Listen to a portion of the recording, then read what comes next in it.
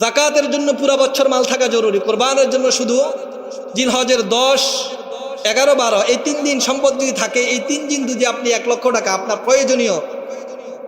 প্রয়োজনীয় সম্পদের বাহিরে যদি আপনার কাছে 7.5 তোলা স্বর্ণ অথবা 7.5 তোলা 7.5 ভরি স্বর্ণ অথবা 52 তোলা বা 52 ভরি রূপার মালিক হন, অথবা আপনার কাছে স্বর্ণ এতটুক নাই, রূপাও এতটুক নাই, দুটোটা মিলে যদি রূপার পরিমাণ হয়, রূপার নেশাবের পরিমাণ হয়, অথবা আপনার কাছে ব্যবসার সম্পদ আছে, টাকা আছে, সবগুলো মিলে যদি প্রয়োজনীয় হাজতের অতিরিক্ত যদি 1 লক্ষ টাকা বা 90 বা 1 লক্ষ টাকার পরিমাণ আপনার কাছে এই 3 দিনের মধ্যে টাকা থাকে, আপনার উপর কোরবানি করা ওয়াজিব। ছেলের উপর কোরবানি ওয়াজিব হয়েছে। ছেলে বলে না, আমি আমার বাবা জীবদ্দশায় আমার নামে কোরবানি করবো না, বাবার নামে কোরবানি করবো, তো ছেলের উপর ওয়াজিব, এটা আদায় হবে না। এই জন্য আগে যার উপর কোরবানি ওয়াজিব তার পক্ষ থেকে কোরবানি দিতে হবে। এই জন্য বিষয়গুলো আমরা লক্ষ্য করব। কোরবানির ক্ষেত্রে আপনার উপর ওয়াজিব হয়েছে, আপনি বাবার নামে কোরবানি কেন দিবেন? বাবার উপর কোরবানি ওয়াজিব হয়নি, আগে আপনার নামে কোরবানি দিবেন। হ্যাঁ, যদি আপনার শরীক বেশি থেকে এক নাম আপনি বাবার নামে দিলেন, আপনার মৃত বাবা দুনিয়া থেকে চলে গেছে, মা বাবা চলে গেছে, তাদের নামে দেন, কিন্তু আগে আপনার উপর যে ওয়াজিব সেটা আদায় করতে হবে।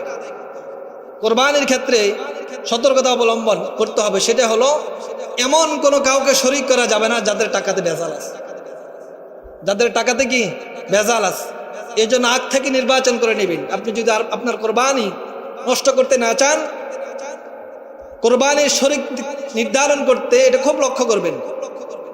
দরকার প্রয়োজন শরীক যদি না পান, একটি ছাগল দিয়ে আপনি কোরবানি দেন, এতে আপনার কোরবানি কবুল হবে। কিন্তু কোনো হারাম উপার্জনকারীর সাথে যদি আপনি কোরবানি দেন, সুদ খায়, হারাম উপার্জন করে, বিভিন্নভাবে ঘুরাই পেঁচায়, সে কি হারাম উপার্জন করে, তার থেকে বিরত থাকবেন, তার সাথে কোরবানি দিবেন না। যদি দেন, আপনার কোরবানি কবুল হবে না। সে যতই বড় কোটিপতি হোক না কেন, তার সম্পদে যদি ভেজাল থাকে, তার থেকে বিরত থাকবেন।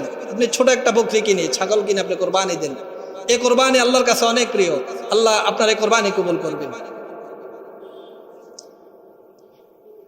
কোরবানির বিভিন্ন মাসলা আগামী জুমাতে আলোচনা করব।